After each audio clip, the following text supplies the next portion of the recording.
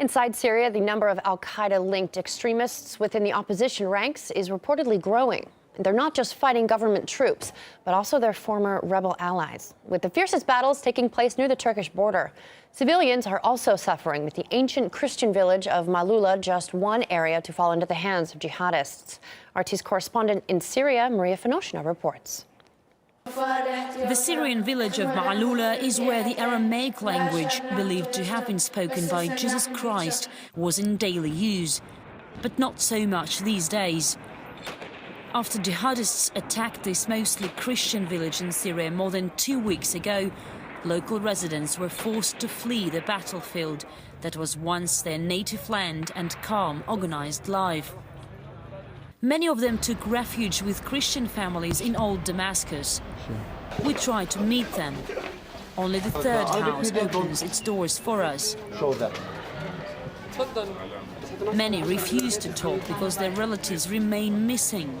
They say Islamists kidnap people, and they fear this could put them in even more danger. And these people know well about danger. 3 members of Antoinette's family were killed on the first days of the Maaloula siege. We were woken up in the morning by their shouts of Allah Akbar, closed the doors and all gathered in one room. They told us, surrender and we won't harm you. Antoine, Mikhail and Shadi went there and surrendered. They pointed their guns at them and started shooting. I was injured in my chest and elbow. One of them offered to save me, but I ignored him. Another one said, let them die. Hundreds gathered for the funerals of the 3 men who they now call martyrs, both Muslims and Christians. The attack on Maaloula village, Syrians say, was an attack on their country and its way of life. What can be their aim other than to destroy all the Christians? Both Muslims and Christians live in Maalula, but it's surrounded by 4 or 5 Muslim villages. Maybe they see this as the last obstacle in their path. Antoinette's father-in-law is 88 years old. He says nothing like this has happened in his lifetime. We were living in peace, and now it seems they want to throw all the Christians out of the country.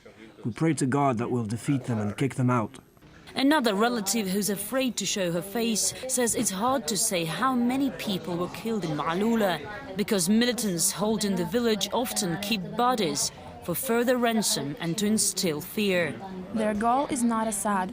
Their idea is to establish an Islamic emirate in all of the Middle East. However, foreign countries are helping them with weapons, money, whatever they need, helping them destroy the country and people of this region. Special sweet sanctified bread is served in the family to commemorate the dead. In church, they held special ceremonies for several days. And again, other Syrians, equally shocked, prayed together for their dead and alive. The ancient language in Maalula united people for thousands of years. The hope now is that it can sustain them for a little longer.